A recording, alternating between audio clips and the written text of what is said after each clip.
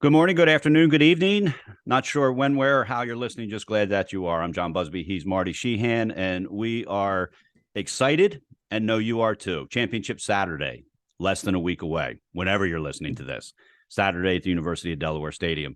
All but the unified division has been determined.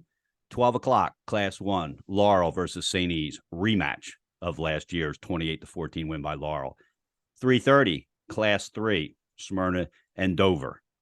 First time two Kent County teams have ever played in the championship game. 6 o'clock, Class 2, the game many, including at least one person on this podcast, think will be the best of the three games. Caravel versus Wilmington Friends, 12-0 versus 12-0. So we're going to talk about each class individually. This is the Class 2 podcast for this weekend. There's also going to be a Class 1 and a Class 3. So if you're interested in those classes, make sure you look for them wherever you listen to your podcast as well. We're going to start off the podcast just giving you an update on the Smyrna Middletown post-handshake situation from last weekend. I talked to both the principal at Smyrna and also the principal at Middletown, as well as a couple admins from their district was on that conversation. I couldn't have been more pleased with the answers I got.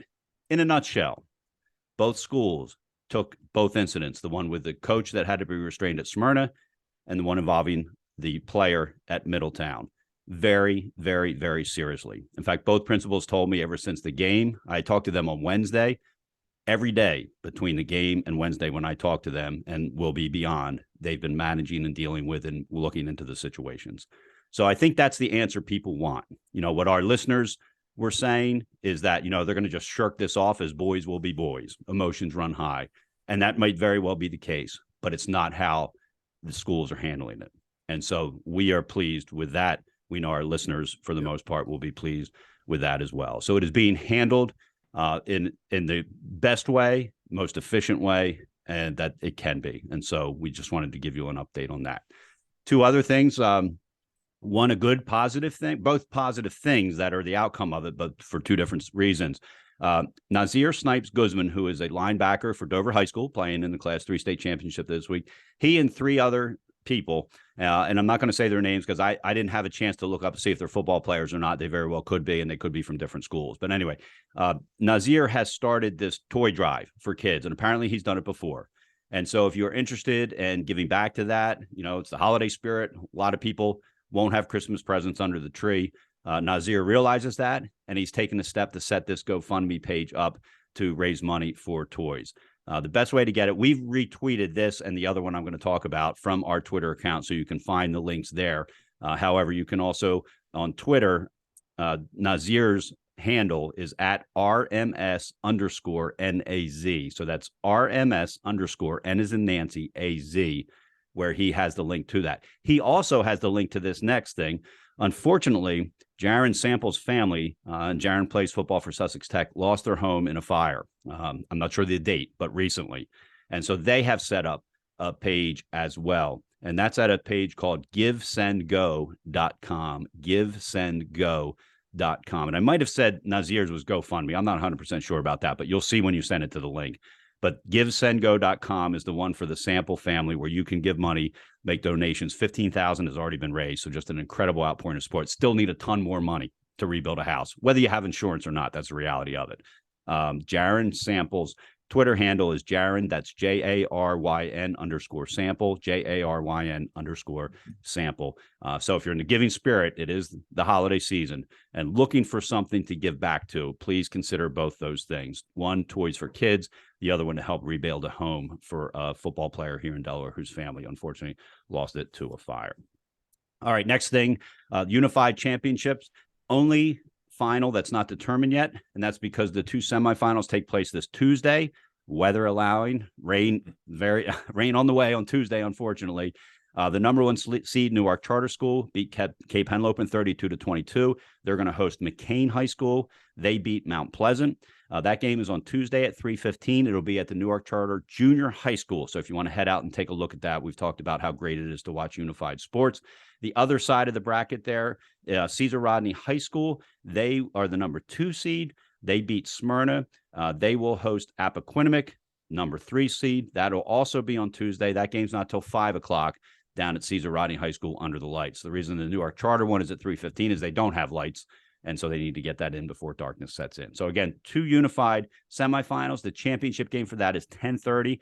And we will talk again about tickets, but you have to get tickets online for these games. 1 ticket gets you into all 4 games. You can stay there and watch football from 10:30 in the morning till 9 o'clock at night if you want. What you can't do is come and go. You can't come and go. So if you do leave halfway through, you're going to have to pay to get a ticket to get back in. Tickets are $7, I think, so it's not going to break your bank if you want to watch good football. So that's kind of the outline of the overall thing we're talking about every podcast that we do today, every one of the 3. But this is the Class 2A podcast. So, Marty, we're going to jump right into the semifinals. Number 1, Caravel against number 5, Archmere. Caravel wins this game 30-6. I got a text from you at halftime telling me it was 7-6 Caravel. I was emceeing the reindeer run for Special Olympics on Friday night, so all I was doing is kind of checking on scores. I was shocked that it was only 7-6 at the half with Caravel's high-powered offense and Archmere. They've got a high-powered offense as well, and so I was shocked. There was 1 yard difference between the 2 at halftime. Yep. I heard that stat. Glenn Frazier talked about it on last night's broadcast of St. Mark's, and 1 yard difference between the 2. 80 minutes later, Marty, you text me again. Well, that game sucked. I thought to myself, well, that about sums it up. And I wasn't sure why it sucked, other than it was a blowout in the second. I mean, a boring game in the first half if you're just tuning in to watch a high score, 2 high scoring teams play against each other. But 30-6 when it was all said and done. Caravel did what they do. They scored a lot of points, and what sometimes gets overlooked when a team scores a lot of points, Caravel's also got a solid defense. Oof. Teams did not do a lot of scoring on them, and that may play a key part in the state championship game, which we'll talk about after we talk about these 2 semifinal games. So, Marty, why did that game suck, according to you? It was basically, you said it. It was just a boring first half. Neither team could get anything going. There seemed to be, they'd move the ball a little bit and then turn it over on downs or have to punt, and it just nobody could seem to get anything going. And Caravel, man, they kept shooting themselves in the foot with penalties. I think they had a 40-something yard run by one of the Millers called back because of a block in the back. They had 2 15-yard personal foul penalties. They had a false start at a crucial point in a drive that killed them. They just couldn't get anything going. And then in the second half, they were finally able to get things moving. And it's funny because the leading rusher on the season, the guy they've gone to all year, is Craig Miller, rushed for almost 1,000 yards. Mm-hmm. It was Jordan Miller who did the majority of the work. And the change they made was they went to this I formation, and Craig Miller turned into the blocking back, and he was just a monster. And Jordan Miller was able to rip off these huge chunks of yardage at times. It's funny, he actually finished 27 carries for 209 yards. He only rushed for 413 yards during the season. So he achieved half of that in this game. But the thing that stood out to me in the second half was that Caravel defense is just, when they get going, they are the lifeblood of this team. They are just absolutely suffocating. And, Mekhi Carmen, I've pointed him out before, and he had a huge block that helped spring TJ Wingo. It was just a little simple swing pass to TJ Wingo out the flat, and Mekhi Carmen just laid the wood on this kid, and it paved the way for Wingo, who, by the way, this kid just blew away from the Archmere defense. I did not know he had that kind of speed. He is a burner, which is something that friends will have to watch out for this week. But Mekhi Carmen laid some huge hits on kids, including one on Albero that I know he's probably still feeling today. But that defense, just to point out some of the guys, Ira Yates and Ellen Robinson combined for 9 sacks on the season. Mekhi Carmen, 42 tackles, 9 tackles for loss, 2 fumble recoveries and interception. Like I said, he gets some offensive snaps because of his ability to block. The pass rush was just overwhelming. Albero was called for intentional grounding in the end zone, which was sort of deceptive because he was about 2 inches from hitting his knees on the ground with 2 Caravel defenders draped on him at the time he was called for the intentional grounding. It was just sort of a last ditch trying to save myself. But Christian DeRegis, this kid came in leading the team with 4 interceptions, and Caravel themselves had 4 interceptions, Right. and he picked off 3 of them, including the one for 20 yards that was kind of the dagger that sealed the deal for them. But just to put the wrap on Archmere real quick, and I put out a tweet about this. Boy, the Albero, the Udovich, the era these guys, the Felice, the era these guys had was just incredible. A state, they were runner up 2 years ago. I think they won the state title last year, come to the semis this year.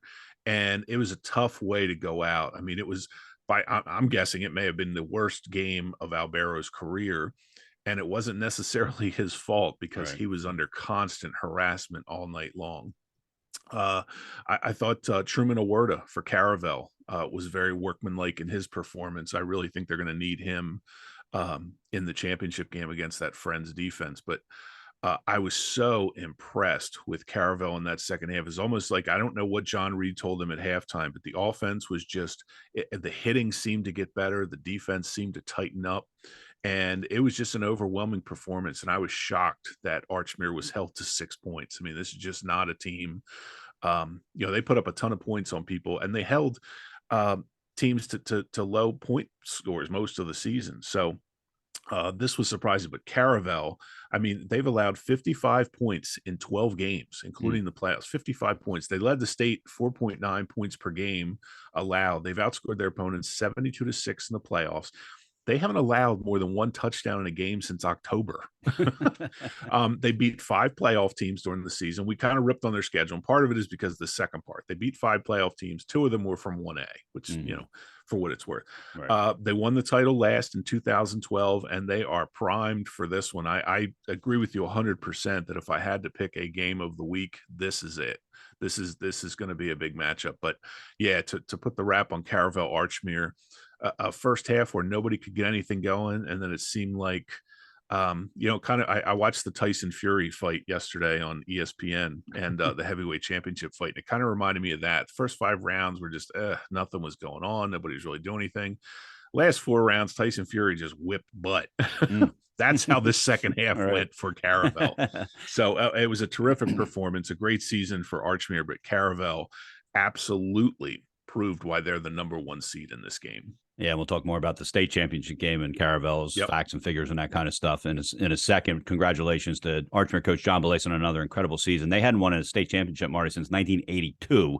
And, winning that last year and being runner-up the year before, as you mentioned, and then being almost a runner-up this year. Just, hats off to them. And it's going to be an era that people are not going to soon forget with that Archmere team. All right, before we talk about the next game, I want to remind you about Andre L. Photography. Andre Smith, one of the best photographers you'll ever see, professional in every sense of the word, takes great pictures. Whether your team is interested in having a team picture or individual pictures, still shots like you would do at a picture day, or action shots, please consider Andre Smith. His work is at Andre L. Photography. That's AndreELphotography.com. Phones are great. iPhones are great. iPads are great. Take great pictures. Nothing takes a picture like a real camera with a real lens and a real professional photojournalist behind it. And that's exactly who Andre Smith is. So if you're looking to get the shots, whether you've still got one last football game left to play this Saturday, or your athlete plays in a winter sport or a spring sport, or at the local little leagues, local basketball leagues, it doesn't have to be high school players. Again, it's Andre Smith. That's Andre L. Photography, and that's EL, AndreELphotography.com. All right, last night, while the fans and everybody that was at the graveyard were freezing their rear ends off in the cold and the wind, if players ever wanted to play in a muddy game, they got their opportunity last night on the field. There's no turf at St. Mark's. It was 0-0 in the first half, Marty, but if you had just watched the game and gotten some stats, you would have thought Friends was up by at least 4 touchdowns the way it played out. They completely dominated. They actually completely dominated the game. They certainly dominated the first half in terms of yards, time of possession. But the St. Mark's defense shut them down in the first half. They had a goal line stand. They had another 4th down stand in the red zone. And it was just they ran 12 plays. The St. Mark's offense ran 12 plays. So not only is that significant, but that tells you that the rest of that time, that St. Mark's defense was on the field. Right. And remember, a lot of these guys play both ways, especially on that line. They play both ways. So they didn't get a break.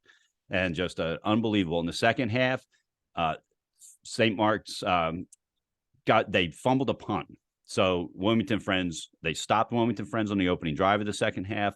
Friends punts it right off the chest of the kid. Wilmington Friends gets it. They score. They used 7 minutes and 16 seconds before they scored that touchdown. Yep. So already half of the third quarter, more than half of the third quarter is gone. And now you're down 7-0. And then they exchange some punts. Wilmington Friends scores again, 14-0. St. Mark's was putting a drive together in the middle of the fourth quarter that, hey, if you score, you onside kick, you still got a shot at this thing. But interception, and that sealed it. Wilmington Friends won the battle in the trenches. There's no question about it. Everybody knew what Robbie Tattersall was doing. Robbie Tattersall left, Robbie Tattersall right, Robbie Tattersall the middle. Those little jump passes that he did caught him off guards a lot of time. It was vintage Robbie Tattersall, and they couldn't stop him. And somebody was texting me, a fan there, saying, I don't understand why they know what he's doing and they can't stop him. And I said, well, ask the offensive line, ask the defense, ask the defensive line of St. Mark's. That's what it comes down to. And Robbie Tattersall would be the first one to tell you. So just a dominating performance by Wilmington Friends. And I don't think anybody can argue that on either side of the ball. No, this was a battle fought in the trenches from start to finish. St. Mark's lines did a tremendous job on the defensive line, did a tremendous job. The offensive defensive lines for Friends were incredible. The Friends kids are much bigger than I thought. When I see them against some of these bigger schools, and their kids were huge, I thought, compared to some of the kids on St. Mark's. And that line is the reason why, I was talking to somebody last night too. I said, they have a 3-pronged attack, and it's Tattersall right, left, and up the middle. And the reason they can do it is exactly what you said. It's because the line dictates how these games go for Friends. They just blow people off of the ball. I talked earlier this year where they started off a game with him running, I think it was 11 straight times. Last night, I believe he carried 6 of the first 8 offensive plays for them. So you do know what's coming. The thing that kills people is he has an incredible arm too, and he's accurate. So he'll fake that run out of a shotgun, and all of a sudden you got 10 guys rushing at the line to stop him, and bang, he stops and plants and hits somebody. The problem last night was, and it was evident on more than one occasion, but there was one in particular. He had a guy streaking towards the end zone, and he let off about a 30-yard pass that ended up going about 60, 70 yards out of the end zone. I know exactly the one you're talking about. Disappeared out of camera view. Wind was at his back. I think Pat Garriani said it landed somewhere on Kirkwood Highway. There was a lot of these, and it was swirling according to the 302 crew. So it wasn't like you could really tell what was going to happen, but James Campbell also had that happen quite a bit to him, where passes just kind of took off. We saw, I think St. Mark's had a 3-yard punt in the first half that just went straight up and then out of bounds. Out of bounds. So it was an interesting night for all. But Tattersall, this was a situation, a field that's very muddy, a cold, windy night. This was built for a guy like him. And I tweeted this morning, I don't know if people remember, underrated movie, The Best of Times, Robin Williams, Kurt Russell. Reno Hightower, the guy gets muddy as heck during a game, and Robbie Tattersall looked just like him. 120 yards on 31 carries for your quarterback. Touchdown, 10 of 19 for 85 passing yards. What I really wanted to see, and I couldn't find it anywhere, I remember 302 had the graphic at halftime. I think it was 103 yards to 7 was the total for Friends versus St. Mark's. 12. They only had 12 plays. Yeah, so. I would love to see it. Boy, if St. Mark's passed the 70 yard mark, I'd be shocked. It just wasn't their night. They couldn't get anything going. There was a lot of slipping and sliding as people tried to turn the corner on both sides. St. Mark's works well when they're mixing things up, and last night, because of the wind, they just could not throw the ball. So Friends was just all over them. That last drive you're talking about, Chase Padalano actually came in, and I'm guessing he may be the kid with the stronger arm because he seemed to be able to cut through the wind a little bit more. And I know he's been injured for the last part of the season, but eventually, when they know you're going to throw, he gets picked off, and that kind of sealed the deal. But I thought that defense for Friends was phenomenal. And when you set it up, we are certainly getting the two best teams. St. Mark's had a great season.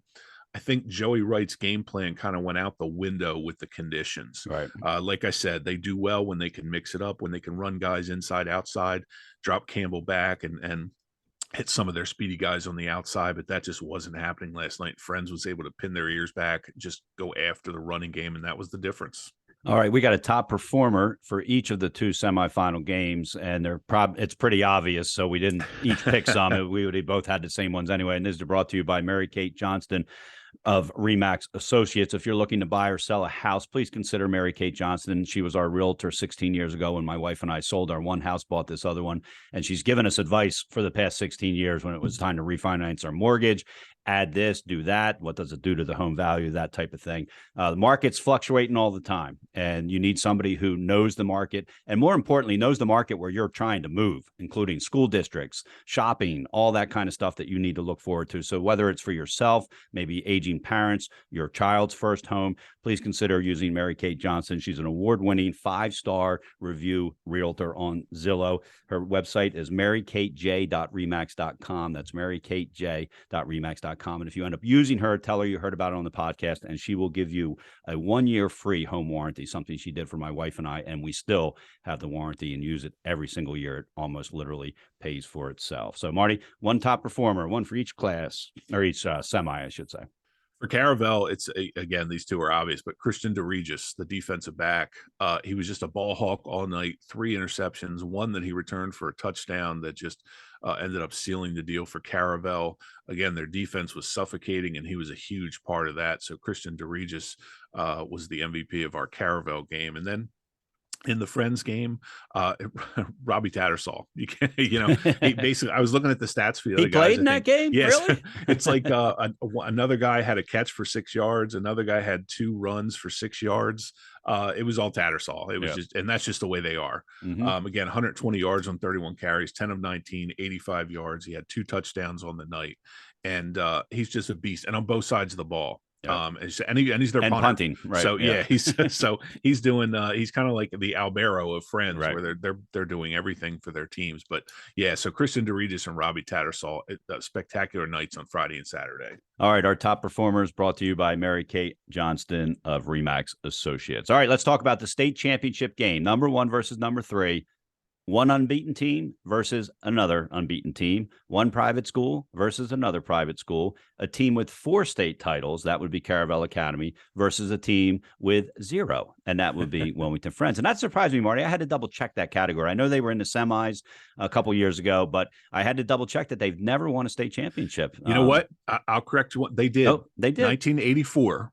Let me look at my notes here. I thought I looked at that. 1984, they beat Claymont 22 you're right. 6 you are in right. the championship my fault. game. You're right. Yep. That's okay. Yep. I had to go deep into the archives for this too. Yeah. And you know why I had the list here, Marty, and what I was looking for on the other place when they were runners up back in 2018, it said Wilmington Friends. Yes. So I did a quick look for Wilmington Friends because it sticks out. It's the longest name on the list. And I figured, well, they're not here. So my fault on that one. Good catch by you. So anyway, all right. So a team with 4 titles versus a team with 1 title, but a team that hasn't won a title in a very, very long time. And so it's going to be, we said, Marty, we said all along on this podcast that Class 2 looked like the one with the most parity, that if we had to follow just one class, this probably would be the one, that there wasn't one dominating team, which we think has ended up in the other 2 classes. And then even in that second level, there was no clear-cut team that was going to win this state championship. There's still not a clear-cut team that's going to win this state championship.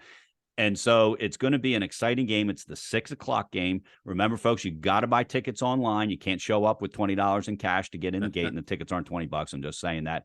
Do yourself a favor. Check out the schedule. The home, it's a GoFan website that you go to, but you can click right off your home team schedule or either one of the school schedules and get it. One ticket gets you in all day, but it's going to be the 6:00 game. I can't remember last year, Marty. They've done this since they've started doing all 4 games. This year and last year was the first time. I don't think it started right at 6, but I think it started pretty close. It didn't start at 8:30 like some people might think. No, they try to move it along pretty good after the games are over. So anyway, just that, just the big thing is realize you're not showing up and paying cash for that game to get in there. So, all right, let's start with Caravel Academy, number 1 ranked, 12-0. They got here by beating Newark 42-0. Archmere 30-6, which we just talked about. Coach John Reed, he played in the first game when they won the title in 1989, so he's a Caravel alumni. This was the Archmere game was the 9th game where they've scored 30 or more points. They've won every game by double digits, and they've had what appears to be, based on the scoreboard, is 7 running clocks. Marty, this team, and you can say anything you want about their schedule, they beat a few legitimate teams, as we talked about, or historically legitimate teams during the season, and that beat them rather easily. So I don't think anybody can argue that Caravel got here because they had an easy schedule. They did what they had to do. We kind of ripped on them early in the season, and they did have 2 Class 1A teams on the schedule, which hopefully they correct that. But and just real quick to put a little bow on that 1988 title was I believe McAdoo Harrison Dixon was the quarterback of that team, who's now the coach at Glasgow. So a lot of these guys have gone on. John Reed, you got McAdoo Harrison Dixon, and you're right, because when I talked to John Reed about them playing Glasgow, he said, it's kind of cool because of McAdoo Harrison. There you go. We were teammates, and we're doing it kind of as a favor for them, type of thing. That's pretty cool how these guys get back together after these years and play each other. Caravel, I mean, you look at the schedule. They played 5 playoff teams. They blew everybody out. And I remember when we did the podcast prior to the Lake Forest game, and you and I really thought that was going to be kind of a wake up moment for them. Well, it was 28-0. They woke up. Lake Forest did not. Again, the stats I look at, 55 points in 12 games is just incredible. 4.9 points per game led the state. As I said, the Millers, and I always get them confused which one did the majority of the run. It was Craig during the season, who ran for almost 1,000 yards. Jordan, who did the work last night. Truman Awerta has thrown for over 1,200 yards. I think he's somewhere in the neighborhood of 16 or 17 touchdowns and 1 interception. So when they throw, they're efficient with it. They don't make a lot of mistakes. They don't put the ball on the ground. Again, that defense is just suffocating. They only had 9 interceptions on the season. 10 interceptions on the season. They had 4 against against Archmere. So this is just the defense is just absolutely suffocating. You go up and down the list. I said Ira Yates, Owen Robinson, Mekhi Becton. I think their leading tackler. They had Brock Rhodes and Bryce McKinnon, both linebackers who do the majority of the tackling on that team. So their strength is going to be running the football. I do think Truman Awerta is going to need to throw the ball more effectively than he needed to against or on Friday night. So the Millers are going to do the majority of the running for the team. And TJ Wingo is the guy they go to more than anyone else through the air. This Caravel team is loaded on both sides of the ball. There, one thing is that these teams have in common: they are both extremely physical. They both play very well in the trenches. They both hit hard. I talked about Mekhi Becton. I've said 10 times this year, I think he's the hardest hitter I've seen in high school football in quite a while. But this is going to be a battle. Caravel is one of those schools that always seems to be in the mix. This year, they just seem to have a perfect mix of offense and defense. And, it's great when you have that defense that you can rely on. And again, something both these teams have in common is if the offense gets off to a sluggish start, it doesn't really matter because the defense doesn't allow anything. Right. So, again, they've proven why they're the number 1 seed and why they deserve to be in this championship game. And none of these players have played at Delaware Stadium. If I'm doing my math right, Wilmington Friends was there in 2018. So these guys the seniors would have been 8th graders. And Caravel hasn't been to the state title game in a while. So it's so there's no advantage there. Some people think it is an advantage if you've been there before, but we've also seen how many times in Middletown be at the state championship game against somebody that hasn't and not able to win it. So exactly, there's always it's not an automatic thing. But I was only going to comment on one other thing. They have size, they have speed, they have quickness. They also have a lot of depth. And they do. What they don't have, and I talked to one of the assistant coaches about this. They don't have a superstar. They don't have a Tattersall. They don't have they don't have a Ymir Knight. They have a lot of kids who are very, very, very good players. And sometimes that's just as effective and more important than having that one superstar. And so, as you just mentioned, when you were talking about them in the semifinal game, somebody carried the ball more times than he's carried it all season or for as many yards. And that's right. That's what they are. A running back goes down, they got 2 more guys ready to step up. Wide receiver, same thing. Linebacker, same thing. At every level of Caravel, on offense and defense, they're deep. And that's unusual for a high school team, especially a high school team that's a Class 2 team. There's not 140 kids trying out for Caravel Academy football. Yep. And so it's a credit to the coaches and a credit to the players, obviously, that they are as deep as they are. And it'll be interesting to see if that, ends up being the difference in this game, if they come out, as the winner of it. So Caravel Academy, the number 1 seed, and then number 3, Wilmington Friends. Wilmington Friends is a neat story because you've got Rob Tattersall, son of Bob Tattersall, who is still on the coaching staff. Not sure what he does on the coaching staff, other than you talk to Rob more than I do, and I'm sure he still asks his dad some advice. Probably not on, Dad, what do we do on 4th and 1 in the highlight of the game. It's probably other non-strategic stuff. Not that Bob couldn't give us 2 cents about that. God, the guy won 300 plus. I forget how many games he's won, but more than any other coach in Delaware. And then you have the grandson of Bob, son of Rob. Robbie Tattersall, who we've talked to, to exhaustion here, not only today, but over the season, because he's that good. They get there by beating Lake Forest 49-12, beat St. Mark's last night, as we talked about. 25 plus point difference in every game except for the semifinal game. They defeated 8 playoff teams during the year. I think I have it calculated as whether in different classes or not.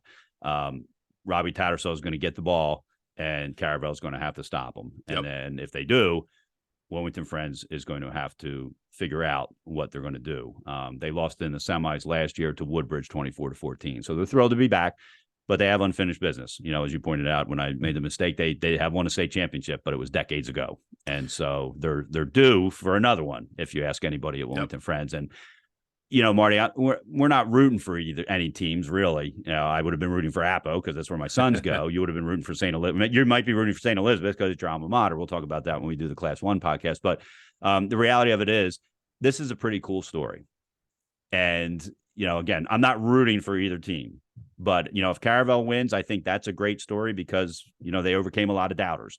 But if Wilmington Friends wins, you're going to see the end of a 3-decade era where the Tattersalls were involved in the sport of football. And obviously, I assume, but we don't know whether Rob Tattersall will continue to coach or he might not. Robbie has committed to go to Yale to play wide receiver, believe it or not. I double-checked that with his family. Not sure he's caught a pass yet as a varsity player, but he's going to go to Yale and play wide receiver. And you know what? If anybody can, it's him. That's right. 6'5", good hands and quick. But it's just it's the end of a very, very cool story for Rob. And I don't know if he has any younger brothers that play football. I don't know whether you know that or not. The Tattersalls and the Knights seem to be the legacy families of Delaware football. So either way, it's going to be a weird feeling, I would think, when Robbie Tattersall walks off that field, whether it's as a state champion or not Saturday night. But anyway, Wilmington Friends earned their way there. Showed everybody last night they were the team that belongs there, along with Caravel. And I think this is going to be a good game. I think Caravel has a chance to stop Robbie Tattersall more than other teams have. The question is going to be, is it going to be enough to win a state championship? Because they have not played against a team that has a Robbie Tattersall yet. No, they haven't. And real quick, I wanted to, how I go into, I get bored during the week and I go into these deep dives on things. So I did a little history lesson here. 1984, I went back and looked at some lives. Bob Tattersall was the coach. And nobody thought they deserved to make the state tournament because their schedule was terrible. And they went to play Dickinson in the semifinals. And Dickinson was a huge favorite. I think the News Journal picked them to win by 21 or 26 points. But they shut out Dickinson 20-0. Rob Tattersall went on the newspaper and said, I don't know what anybody's talking about. We knew we were better than Dickinson. This was a time when people really spoke out, which was great. And, Marty, not to interrupt you, but that Dickinson team is probably the team that Danny Candeloro, the former head coach of Cesar Rodney, played on, because I know he played at Dickinson in the early 1980s, 84. I'm not sure. He's a little bit older than me, so it might not have been, but that's how good Dickinson was back then, is they had players like Danny. That's Candeloro. what I was going to say. What does it say that? And then the finals, they beat Claymont 22-6. So the two better teams other than Friends were Claymont and Dickinson. Hey, and the guy, 30 carries, 182 yards and 3 touchdowns, Rob Bacchini, who went on to become the co-president of Bacini I was gonna Pollen. say, yeah, I So was to gonna all you say. Friends kids, you could be millionaires by the time you're 32. Hey, all you gotta do is have a good state championship game. The number one song at the time, Out of Touch by Hall & Oates. The number one movie, Ghostbusters. The hottest Christmas toy, Transformers, and I can attest to this because my two sisters went nuts for them, Cabbage Patch Dolls. So And you were not a pop-up yet. You were not even probably in high school yet. I was not in high school. I was in 7th grade. And I remember this. My sisters each had 10 cans of Aquanet in their hair care kits. So yeah, it was a crazy time. But this Friends team, it's fun because again, Rob Tattersall wins the state championship back in '84, and now we come all this way, and his grandson is the quarterback and his son is the coach. This team has been spectacular all year, and Tattersall, 109 carries on the season, 884 yards, again for a quarterback, and 12 touchdowns, 69 completions for 1,096 yards and 13 touchdown passes. And this is all in the regular season. McKenzie, who I think carried the ball a couple times last night, Andrew McKenzie, 507 yards, 10 TDs, caught 200 yards worth of passes. Hudson Zawadkis, I think, is going to be a kid to watch in the championship game, because I agree with you. I think Caravel's defense is going to have not an easier time, but they're going to present a huge problem for Tattersall running because they're so big and they're so physical. If he does what he did during the season, which was kind of fake that run sometimes, draw those linebackers in, and then pass, Hudson Zawadkis is the kid you got to watch out for. 27 catches, 503 yards, 4 touchdowns. They've just been amazing. Ishmael on the defensive side, Ishmael Dobson, Colin Harrion, Robbie Tattersall, and Hudson Zawadkis combined for looks like right around 21, 22 sacks. So this team really gets after the ball. And of course, in a pinch, they have Alessio Cristinetti Walker, and this kid could be the secret weapon to the game, depending upon how things go. 35 of 37 on PATs, 7 of 8 of field goals. His only missed field goal was from 41 yards, 16 touchbacks. Tattersall, the punter, has had a phenomenal season.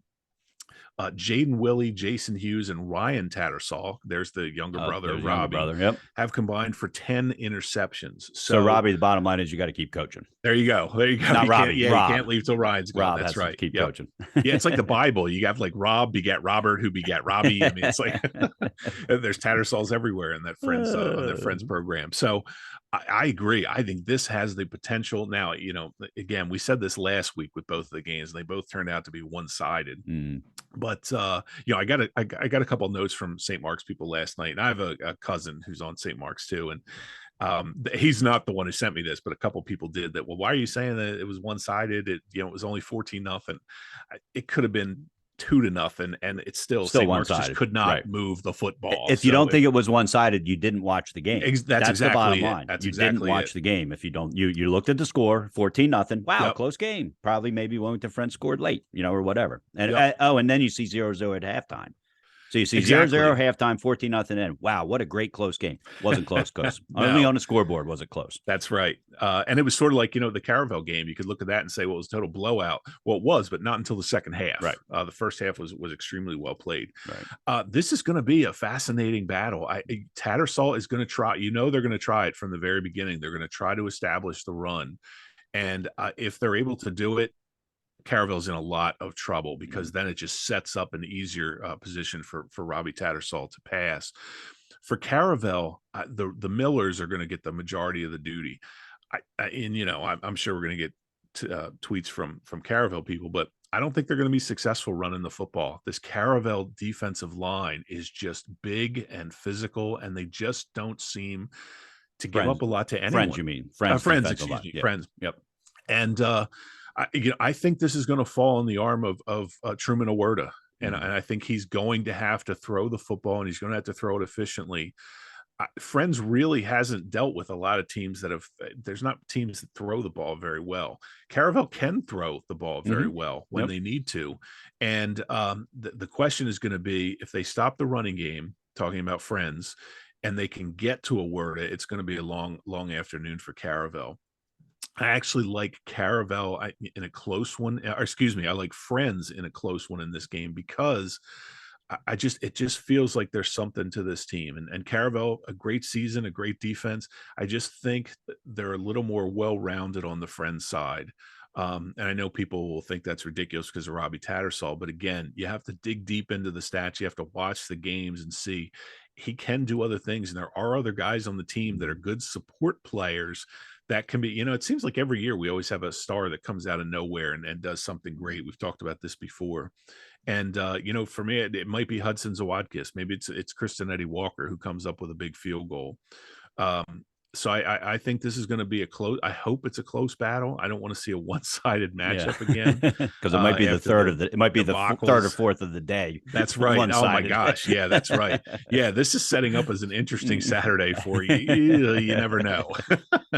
But I hope this is a close game. Yeah, your best bets for a close game are the unified game and this game. Start in the end. That's right. In the unified game, you're going to get a lot of fun. You may not get a lot of fun in some of these other games, but I like Friends in a close one here. So I just think there's just something about this team that draws me to them. All right, I'm going to go Caravel so that the Buccaneers stop hating me because I've not picked against them, but as you said, we kind of picked on them about their schedule, which you create this. And in all fairness to them, there's not a lot of teams dying to play Caravel. It's kind of like the old Sally syndrome. Caravel's got the same thing in Division 2. There's not a lot of teams who are going to raise their hand from districts 1 and 2. Remember, Caravel plays in, I think it's District 3 they play in, right? Yeah. Yes. Yep. And so there's not a lot of teams jumping out of 1 and 2 who want to get them on their schedule when they can schedule some of the other weaker teams in District 1 and District 2 and 3. So John Reed's doing what he can do. He's playing the schedule. And it worked. They got to the state championship. And anybody who can complain about their schedule, somebody had a lot of guys had a chance to knock them off. 12 teams couldn't do it.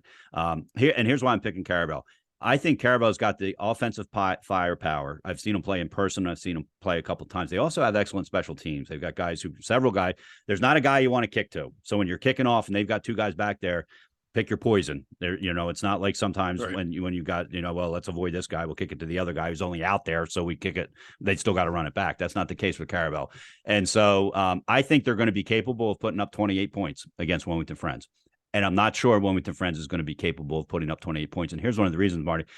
If they're going to be able to run the ball, that takes time to run the ball. Oh, yeah. Tattersall doesn't have runs of 40, 30, 20 yards at a time. His runs are very methodical. They're very purposeful. They're designed to pick up 5 yards on first down, 4 to 5 yards on second down, which either means it's 3rd and 1 or it's a first down. And we talked about the times that they took in their semifinal games and all season long. They're very methodical. And so I'm not sure they're going to have time to score 4 touchdowns unless they literally score on every down. And that's a little bit of an exaggeration, but that's my immediate thought on it real quick. Somebody says, hey, you got to pick a winner. I'm picking Caravel. My guess is going to be the score is going to be somewhere around 28-21, 28-24, could be 35-28. It could be, I don't think it's going to be a blowout. Right. But I think Caravel's got enough firepower to put up enough points where Friends, for lack of a better term, isn't going to be able to catch up because time is simply going to run out on them because of how effective and methodical and productive the Wilmington Friends offense is.